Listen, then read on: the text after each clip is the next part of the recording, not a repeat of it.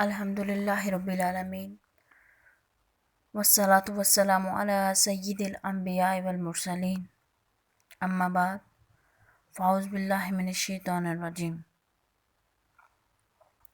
اللہ تعالیٰ نے سال کے 12 مہینوں میں سے 4 مہینے رجب، شعبان، رمضان اور محرم کو برگزیدہ فرمایا۔ ان میں سے شعبان کو خصوصی طور پر چن لیا اور اسے رحمت عالم حضرت محمد صلی اللہ علیہ وآلہ وسلم کا مہینہ قرار دیا۔ حضور نبی کریم صلی اللہ علیہ وآلہ وسلم جیسے تمام انبیاء کرام سے افضل و برتر ہیں، اسی طرح آپ کا مہینہ شعبان بھی تمام مہینوں سے افضل ہے۔ نبی کریم صلی اللہ علیہ وآلہ وسلم کی احادیث مبارکہ ہے کہ شعبان میرا مہینہ ہے اور رمضان اللہ تعالیٰ کا، لہٰذا شعبان وہ بابرکت مہینہ ہے جس میں بلائیوں کے تمام تر دروازے کھول دیے جاتے ہیں، اور اس مقدس مہینے میں آسمان سے برکتیں اتاری جاتی ہیں، برائیاں مٹا دی جاتی ہیں اور گناہگار بخشش پاتے ہیں۔ اسی لیے شعبان کو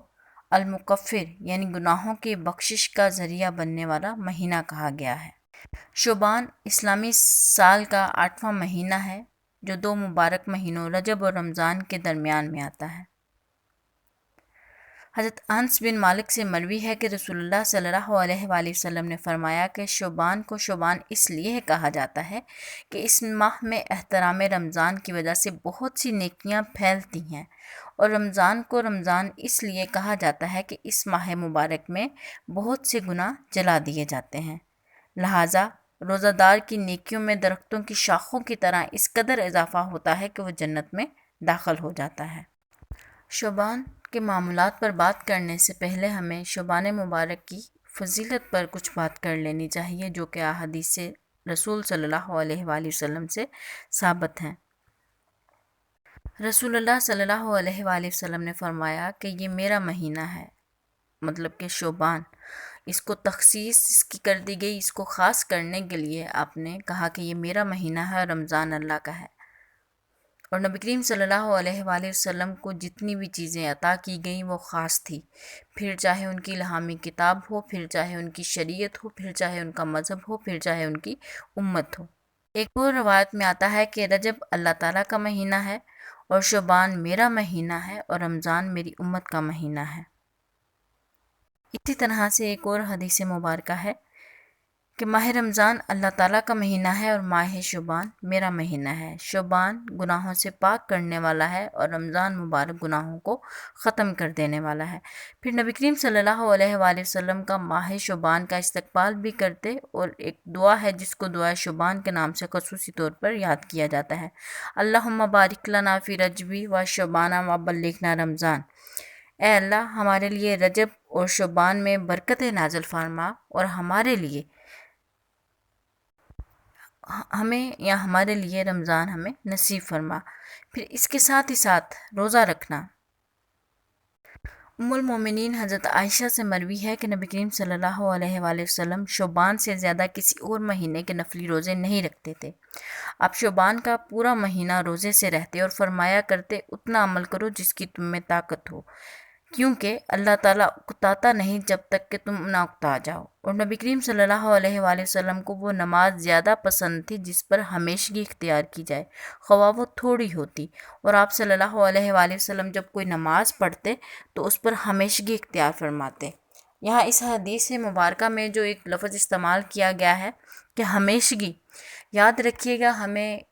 عمل اس طرح سے کرنے چاہیے کہ ہم ان کے اوپر ہمیشہ عمل کرتے رہیں، استقامت ہونی چاہیے، ہر عمل کو مسلسل کرتے رہنا چاہیے۔ اور ایک چیز اور جو اس کے ساتھ ہمیں پیش نظر رکھنی ہے کہ کبھی بھی نفل اور فرض کو برابر نہیں سمجھنا چاہیے۔ فرض اعمال وہ اعمال ہیں جن کے بارے میں ہم سے پوچھا جائے گا، جن کے بارے میں ہم سے باز پرس کی جائے گی، تو لہٰذا نوافل کا اہتمام کرنے سے پہلے ہمیں کوشش کرنی ہے کہ ہم اپنے فرائض کے اوپر غور کریں کہ کیا جو عبادات ہمارے اوپر فرض کی گئی ہیں ہم ان کا اچھے سے حق ادا کر سکتے ہیں یا کر پاتے ہیں یا نہیں۔ اسی طرح سے ایک اور حدیث مبارکہ ہے، حضرت عائشہ فرماتی ہیں کہ رسول اللہ صلی اللہ علیہ وآلہ وسلم کو تمام مہینوں میں سے شعبان کے روزے رکھنا زیادہ محبوب تھا۔ آپ صلی اللہ علیہ وآلہ وسلم شعبان کے روزوں کو رمضان المبارک کے ساتھ ملا دیا کرتے تھے، مطلب کہ اتنی کثرت سے آپ روزے رکھا کرتے تھے کہ آپ نے پورے سال میں جتنی کثرت سے روزے آپ نے شعبان میں رکھے ہیں، پورے سال میں کسی اور مہینے میں آپ نے اتنے روزے نہیں رکھے جتنا کہ آپ نفلی روزوں کا اہتمام شعبان میں کرتے تھے۔ لہٰذا شعبان میں روزے رکھنا نبی کریم صلی اللہ علیہ وآلہ وسلم کی سنت مبارکہ بھی ہے۔ اسی ضمن میں ایک اور حدیث مبارکہ بھی ہے کہ نبی کریم صلی اللہ علیہ وآلہ وسلم سے افضل روزوں کے بارے میں پوچھا گیا تو آپ نے فرمایا کہ شعبان کے روزے کی رمضان کے روزے کی تعظیم، شعبان کے روزے جو ہیں وہ رمضان کی تعظیم و قدر کے لیے ہیں۔ ماہ شعبان کی اہمیت کا اندازہ اس امر سے بھی لگایا جا سکتا ہے کہ اس مہینے میں بندوں کے اعمال اللہ تعالیٰ کے حضور پیش کیے جاتے ہیں۔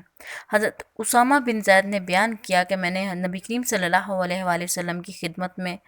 عرض کیا، یا رسول اللہ صلی اللہ علیہ وآلہ وسلم، میں آپ کو سب مہینوں سے زیادہ شعبان المعظم کے مہینے روزے رکھتے ہوئے دیکھتا ہوں، اس کی کیا وجہ ہے؟ آپ نے فرمایا، یہ وہ مقدس مہینہ ہے جس سے لوگ غافل اور سست رہتے ہیں۔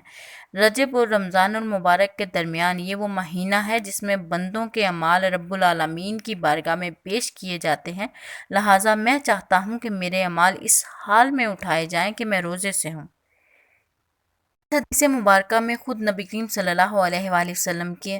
اس ماہ کی فضیلت کا ایک راز بتا دیا کہ شعبان میں لوگوں کے اعمال نبی کریم صلی اللہ علیہ وآلہ وسلم نے جیسا کہ ہمیں بیان کیا کہ اللہ کی بارگاہ میں پیش کیے جاتے ہیں۔ جو شخص اس مہینے میں جتنے زیادہ اعمال صالحہ بجا لاتا ہے، زیادہ عبادات کرتا ہے، روزے رکھتا ہے، صدقات و خیرات کرتا ہے، اتنی ہی اللہ تعالیٰ کی رحمت مغفرت اس کو نصیب ہوتی ہے اور اللہ تعالیٰ کا وہ قرب حاصل کرنے میں کامیاب ہو سکتا ہے۔ تو اسی لیے ہمیں کوشش کرنی ہے کہ ہم ان روزوں کا اہتمام کریں جو کہ نبی کریم صلی اللہ علیہ وآلہ وسلم بھی شعبان میں رکھتے تھے۔ شعبان میں زندگی موت اہم امور حیات کے فیصلے بھی کیے جاتے ہیں۔ حضرت ابو ہریرہ ام المومنین حضرت عائشہ صدیقہ سے روایت کرتے ہیں کہ نبی کریم صلی اللہ علیہ وآلہ وسلم پورا ماہ شعبان روزے رکھتے۔ حضرت عائشہ صدیقہ فرماتی ہیں کہ میں نے رسول اللہ صلی اللہ علیہ وآلہ وسلم سے عرض کیا کہ آپ روزے رکھنے کے اعتبار سے رمضان کے بعد آپ ماہ شعبان کو اتنا کیوں پسند کرتے ہیں؟ تو آپ نے فرمایا، اللہ تعالیٰ اس سال میں اس مہینے میں مرنے والے تمام لوگوں کے نام لکھ دیتا ہے، بس جب میں پسند کرتا ہوں کہ میری اجل لکھی جائے تو میں روزے سے ہوں۔ ایک اور چیز کہ اس رات کن لوگوں کی بخشش نہیں ہوتی۔ نبی کریم صلی اللہ علیہ وآلہ وسلم نے فرمایا کہ اس رات جن لوگوں کی بخشش نہیں ہوتی ان میں سب سے پہلے نمبر پہ شرک کرنے والا ہے، جو اللہ تعالیٰ کی ذات کے ساتھ کسی کو شریک کرتا ہے، پھر کینہ رکھنے والا، حسد کرنے والا، اس کے بعد متکبر جو انسان تکبر کرتا ہے، پھر اس کے بعد والدین کا نافرمان، پھر شراب پینے والا۔ بعض روایات میں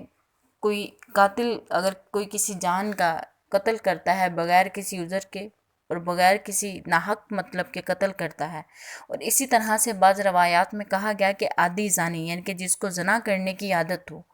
ان لوگوں کی اس رات بھی بخشش نہیں ہوتی۔ اب یہ دیکھیں کہ یہ کتنے بڑے گناہ ہیں۔ کینہ، ہم لوگ کینہ یا حسد کو گناہ نہیں سمجھتے، لیکن ہمیں یہ دیکھنا ہوگا کہ یہ کتنا بڑا جرم اور کتنا سخت اور قبیح فعل ہے جس کی وجہ سے اس بابرکت رات میں بھی ان لوگوں کی بخشش نہیں ہوگی جو تکبر کرتا ہے، جو والدین کا نافرمان ہے، جو شراب پیتا ہے۔ لیکن اس کے ساتھ ایک اور چیز ہمیں دیکھنی ہوگی کہ اگر یہ گناہ ہم تمام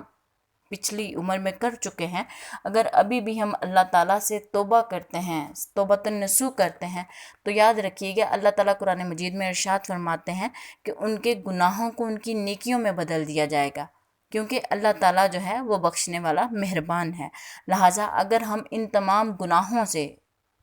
جو کہ یہاں پہ گنوائے گئے ہیں ان سے توبہ کرتے ہیں تو اللہ تعالیٰ کے گھر میں پھر بھی ہمارے لیے جگہ ہے، پھر بھی ہمارے گناہوں کو معاف کر دیا جاتا ہے، لیکن شرط یہ ہے کہ ان پچھلے کیے گئے گناہوں پر ہم نادم ہوں، ہم شرمندہ ہوں، ہم توبہ کر کے اللہ تعالیٰ کی بارگاہ میں دوبارہ سے رجوع کریں۔ اس رات بنو کلب کی بکریوں کے، بھیڑوں کے اوپر جتنے بال ہیں اللہ تعالیٰ لوگوں کی بخشش کر دیتا ہے۔ اب یہ تعداد کیوں گنوائی گئی؟ نبی کریم صلی اللہ علیہ وآلہ وسلم ارشاد فرماتے ہیں کہ جبرائیل میرے پاس آئے اور مجھے کہا یا رسول اللہ یہ رات 15ویں شعبان کی رات ہے اور اس رات اللہ تعالیٰ قبیلہ کلب کی بکریوں کے بالوں کے برابر لوگوں کو جہنم کی آگ سے آزاد فرمائے گا۔ اب یہ قبیلہ بنو کلب کی بکریوں کی ہی مثال کیوں دی گئی؟ کیونکہ اس زمانے میں یا اس دور میں سب سے زیادہ بیر بکریاں جو تھی وہ اسی قبیلے کے پاس تھی۔ پھر ان کی بکریاں جو کہ ہزاروں کی تعداد میں ہوں گی، لاکھوں کی تعداد میں بھی ہو سکتی ہیں، کہا گیا کہ ان کے جسم پہ جو موجود بال ہیں ان کی تعداد کے برابر اللہ تعالیٰ لوگوں کو نجات دے گا، یا اللہ تعالیٰ لوگوں کو جہنم کی آگ سے آزاد فرمائے گا۔ اور ایک بھیڑ یا بکری کے جسم کے اوپر بال گننا بڑا ہی مشکل کام ہے، وہ گنے ہی نہیں جا سکتے۔ بالکل اسی طرح سے جیسے اللہ تعالیٰ کی رحمتوں کو گننا، اللہ تعالیٰ کے انعامات خداوندی کو گننا انسان کے بس میں نہیں، اسی طرح سے کسی بھی جانور کے بال گننا انسانی طاقت میں نہیں۔ تو اللہ تعالیٰ نے یہ بڑی خوبصورت مثال دی احادیث کے ذریعے نبی کریم صلی اللہ علیہ وآلہ وسلم کے توسط سے ہم تک پہنچائی کہ اس رات اللہ تعالیٰ قبیلہ بنو کلب کی بھیڑوں کے جسم کے اوپر جتنے بال ہیں اس تعداد میں جہنم سے لوگ آزاد کر دیے جاتے ہیں۔ اسی طرح سے اللہ تعالیٰ نے مسلمانوں کی بخشش کے لیے مسلمانوں کو کچھ خصوصی پیکج دیے ہیں جو کہ ان بابرکت راتوں میں ہیں، جیسے کہ عید الفطر کی رات ہے، پھر عید الاضحیٰ کی رات ہے، پھر اسی طرح سے شب قدر کی رات ہے، انہی میں سے ایک رات شب برات کی بھی رات ہے، انہی میں سے ایک رات جمعے کی رات بھی ہے کہ اللہ تعالیٰ نے مسلمانوں کی عبادت کو دگنا کر دیا، اللہ تعالیٰ نے مسلمانوں کے اعمال کی توسیع کر دی، یعنی کہ اگر وہ اعمال کرتے ہیں تو ان کو قرآن مجید میں بہت سارے درجے بیان کیے گئے ہیں۔ کہیں پہ کہا گیا ہے کہ 700 گنا زیادہ دیا جائے گا، کہیں پہ کہا گیا ہے کہ من ذا الذی یقرض اللہ قرضا حسنا یضاعف لہ اضعافا کثیرا، کہ ان کو دگنا کر دیا جاتا ہے۔ پھر اسی طرح سے کہا گیا کہ من جاء بالحسنۃ فلہ عشر امثالھا، کہ ایک پہ 10 گنا کر دیا گیا۔ یہ انسان کی نیت پر منحصر ہے کہ وہ کس نیت سے عمل کرتا ہے، تو اس نیت سے ہی اس کے اعمال کو بڑھا دیا جاتا ہے۔ تو لہٰذا یہ رات ان راتوں میں سے ہے جس میں ہم عبادت کر کے اللہ تعالیٰ کو راضی کر سکتے ہیں۔ یہاں پہ ایک اور چیز جاننے کی ہے کہ اللہ تعالیٰ نے شب برات کو ظاہر کیا اور شب قدر کو پوشیدہ کیوں رکھا۔ اس کی حکمت کے بارے میں کہا گیا ہے کہ شب قدر رحمت و بخشش اور جہنم سے آزادی کی رات ہے۔ اللہ تعالیٰ نے اسے مخفی رکھا تاکہ لوگ اس پر بھروسہ کر کے نہ بیٹھ جائیں، اور شب برات کو اس لیے ظاہر کیا گیا کیونکہ وہ فیصلے، قضاء و قہر و رضا، قبول اور رد، نزدیکی دوری، سعادت اور شقاوت اور پرہیزگاری کی رات ہے۔ کوئی شخص اس میں نیک نیتی اور نیک بختی حاصل کرتا ہے اور کوئی مردود ہو جاتا ہے، ایک ثواب پاتا ہے، دوسرا ذلیل ہو جاتا ہے، ایک معزز و مکرم ہوتا ہے اور دوسرا محروم رہتا ہے، ایک کو اجر دیا جاتا ہے، دوسرے کو محروم کر دیا جاتا ہے، اور کتنے ہی لوگوں کا کفن بنایا جاتا ہے اور کتنی ہی قبریں کھودی جاتی ہیں، لیکن ہر کفن بنانے والا، ہر قبر کھودنے والا اس بات سے بے خبر ہے کہ کہیں یہ قبر اس کی اپنی ہی نہ ہو۔ اسی طرح سے بہت سارے معاملات ہیں جو کہ اس رات اللہ تعالیٰ فرشتوں کو تفویض کر دیتے ہیں، یعنی کہ یہ تو فائنلی بات ہے کہ انسان کا رزق، انسان کی زندگی، جب بچہ ماں کے پیٹ میں ہوتا ہے تو یہ چیزیں لکھ دی جاتی ہیں، لہٰذا اس رات اللہ تعالیٰ فرشتوں کو احکامات تفویض کر دیتے ہیں۔ اس رات کی کچھ خصوصیات ہیں۔ پہلی اس کی خصوصیت یہ ہے کہ اس شب میں ہر حکمت والے کام کا فیصلہ کر دیا جاتا ہے۔ دوسری اس کی خاصیت یہ ہے کہ اس رات میں عبادت کی فضیلت کو بڑھا دیا جاتا ہے۔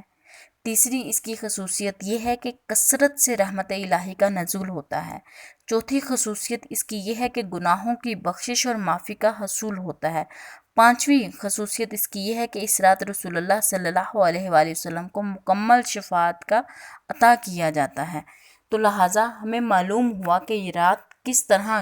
کن خصوصیات سے لبریز رات ہے۔ اس رات قبرستان جانا بھی سنت رسول ہے۔ ام المومنین حضرت عائشہ بیان کرتی ہیں کہ ایک رات میں نے رسول اللہ صلی اللہ علیہ وآلہ وسلم کو خوابگاہ میں نہ پایا، مطلب کہ اپنے حجرے میں نہ پایا، اس دن ان کی باری تھی، تو آپ ان کی تلاش میں نکلی۔ آپ کیا دیکھتی ہیں کہ آپ جنت البقیع میں ہیں۔ آپ صلی اللہ علیہ وآلہ وسلم نے جب ان کو دیکھا تو فرمایا کہ کیا تجھے خوف ہے کہ اللہ اور اس کا رسول تیرے ساتھ ناانصافی کریں گے؟ میں نے عرض کیا یا رسول اللہ، میں نے سوچا شاید آپ کسی دوسری زوجہ کے ہاں تشریف لے گئے ہیں۔ آپ نے فرمایا، نبی کریم صلی اللہ علیہ وآلہ وسلم نے فرمایا، اللہ تعالیٰ 15ویں شعبان کی رات کو اپنی شان کے لائق آسمان دنیا پر نزول فرماتا ہے اور قبیلہ بنو کلب کی بکریوں کے بالوں کی تعداد سے بھی زیادہ لوگوں کی مغفرت فرماتا ہے۔ تو اس حدیث مبارکہ سے ہمیں دو باتیں معلوم ہوتی ہیں، ایک تو یہ کہ آپ قبرستان میں تشریف لے کے گئے، دوسرا یہ کہ لوگوں کی بخشش کس تعداد میں ہوتی ہے۔ اس رات کو جو کثرت سے کرنے والے اعمال ہیں وہ توبہ ہے، کیونکہ ایک بہترین عبادت ہے۔ انسان اگر اپنے معاملات کو دیکھے، اگر اپنے معمولات کو دیکھے، معاملات کے ساتھ ساتھ اس کے معمولات جو ہیں وہ بھی بڑی حد تک اس کی زندگی میں ایک گہرا عمل کا طریقہ جو ہے وہ اہمیت کا حامل ہے، تو لہٰذا سب سے بہترین جو عبادت ہے وہ توبہ ہے۔ اس کے بعد دعا جو ہے وہ بہترین عبادت ہے اس رات کی۔ اللہ تعالیٰ سے توبہ استغفار کریں، اللہ تعالیٰ سے دعا کریں کہ وہ آپ کے معاملات کو آپ کے حق میں بہتر کرے۔ اور یاد رکھیے گا، اللہ تعالیٰ سے ہمیشہ مانگنے کا طریقہ یہ ہے کہ آپ اللہ سے دعا کریں کہ اے باری تعالیٰ جو میرے حق میں بہتر ہے وہ مجھے عطا فرما۔ اسی کی فضیلت میں حضرت علی سے مروی ایک حدیث مبارکہ ہے کہ رسول اللہ صلی اللہ علیہ وآلہ وسلم نے ارشاد فرمایا، جب شعبان کی 15ویں رات ہو تو اس میں قیام کرو اور اس کے دن کو روزہ رکھو، پس بے شک اللہ تعالیٰ اس رات میں غروب آفتاب کے وقت سے ہی آسمان دنیا کی طرف نزول فرماتا ہے اور فرماتا ہے کوئی مغفرت طلب کرنے والا کہ میں اس کو بخش دوں، ہے کوئی رزق مانگنے والا کہ میں اس کو رزق عطا کروں، ہے کوئی آزمائش میں مبتلا کہ میں اس کو معاف کروں، پھر یوں ہی فرماتا رہتا ہے یہاں تک کہ فجر طلوع ہو جاتی ہے۔ اور یہ وہ بابرکت رات ہے جس میں ہمیں انفرادی طور پر عبادت کا اہتمام کرنا چاہیے۔ یاد رکھیے گا، نبی کریم صلی اللہ علیہ وآلہ وسلم نے ہمیشہ بلکہ اکثر و بیشتر انفرادی طور پر عبادت کی ہے، نہ کہ اجتماع میں جا کے، تو لہٰذا ہمیں اس رات کو بھی خصوصاً اللہ تعالیٰ کی بارگاہ میں توبہ کرتے ہوئے، دعا استغفار کرتے ہوئے انفرادی طور پر اپنے گھروں کو مسجد بنانا چاہیے۔ ہمیں انفرادی طور پر اپنے بچوں میں بیٹھ کے، اپنے بہن بھائیوں میں بیٹھ کے، اپنے ماں باپ میں بیٹھ کے اس طرح کے اعمال کرنے چاہیے تاکہ ہمارے گھر والے اگر اس عمل کو نہیں کرتے تو ہمیں دیکھ کے وہ بھی اس طرف تشریف لائیں۔ تو لہٰذا ہمیں انفرادی عبادت کرنی چاہیے۔ پھر آتش بازی کرنا اس رات میں کسی بھی قدرے، کہیں بھی، کسی بھی طور پہ جائز نہیں ہے۔ آپ یہ دیکھیں کہ یہ وہ رات ہے جو کہ ہمیں، جیسا کہ ہمیں احادیث سے معلوم ہوا کہ یہ بخشش کی رات ہے، پھر اسی طرح سے اعمال پیش کرنے کی رات ہے، پھر اسی طرح سے بڑی بابرکت رات ہے، تو ہمیں اس رات اللہ تعالیٰ کو راضی کرنا ہے اور ہمیں اپنے بچوں کی تربیت بھی کرنی ہوگی۔ یہی وہ بچے ہیں جو کل کو بڑے ہو کے اس امت کے ایک عظیم اس معاشرے کے فرد بنیں گے، تو ہمیں ان بچوں کو ابھی سے یہ چیزیں سمجھانا ہوں گی کہ یہ پٹاخے چلانا، یہ آتش بازی کرنا کہیں بھی اس رات کی سنت میں شامل نہیں ہے، اس رات کے اعمال میں شامل نہیں ہے، نہ یہ ہمارے بزرگان دین کا سلف تھا، نہ یہ ہمارے صحابہ کرام کا، نہ تبع تابعین کا۔ لہٰذا یہ ہندوؤں کی رسمیں ہیں جن کو ہم نے اپنانا شروع کر دیا ہے، تو ہمیں اپنے بچوں کی تربیت میں بڑا اہم کردار ادا کرنا ہے۔ ان کو بٹھائیں، ان کو طریقے سے سمجھائیں کہ ایک مسلمان کی شان یہ ہے کہ وہ نوافل کا اہتمام کرے، وہ روزے رکھے، وہ اللہ تعالیٰ سے توبہ استغفار کرے تاکہ ہم اللہ تعالیٰ کا قرب حاصل کر سکیں۔ تو لہٰذا اس رات ہمیں ہندوانہ رسموں کو چھوڑتے ہوئے، ہمیں ان سے ملتی جلتی جو ہمارے کچھ معاملات جو ان کے مشابہ ہیں ان کو چھوڑتے ہوئے ہمیں ایک مسلمان کی حقیقی زندگی بسر کرنے کا جو طریقہ ہے اس کو اپنانا چاہیے۔ اور والدین جو ہیں وہ اپنے بچے کی تربیت میں ایک بنیادی کلید کا کردار ادا کرتے ہیں، تو ہمیں کوشش کرنی ہے کہ کل کو جو ہماری نوجوان نسل ابھر کر سامنے آئے اس میں ایک عظیم مسلمان کی شخصیت کا عکس ہمیں نظر آئے، تو اس کی ہمیں آبیاری ابھی سے کرنی ہوگی۔ اس رات کی عبادت جو ہے وہ نفلی عبادت ہے، اور اسی طرح سے اس رات کو نفلی عبادت کا اہتمام کرنا چاہیے، نہ کہ اس کو اتنا بڑھا چڑھا کے پیش کیا جائے کہ لوگ اس کو فرض پر بھی ترجیح دینے لگیں۔ یعنی کہ اگر مثال کے طور پہ کوئی عشاء کی نماز نہیں پڑھتا لیکن رات وہ مسجد میں جا کے جاگتا ہے اور صبح وہ فجر کی نماز بھی نہیں پڑھتا، تو مجھے بتائیں کہ کیا فرض کے اوپر نفل کو ترجیح دی جا سکتی ہے؟ ہرگز نہیں۔ فرض کا ایک اپنا مقام ہے، تو لہٰذا پہلے اپنی فرض عبادات کو مکمل کریں، ان کو ترجیحی بنیادوں پہ رکھیں، اس کے بعد پھر نفلی عبادت کو خصوصی طور پہ کرنے کا ہمیں اہتمام کرنا چاہیے۔ وآخر دعوانا الحمد للہ رب العالمین۔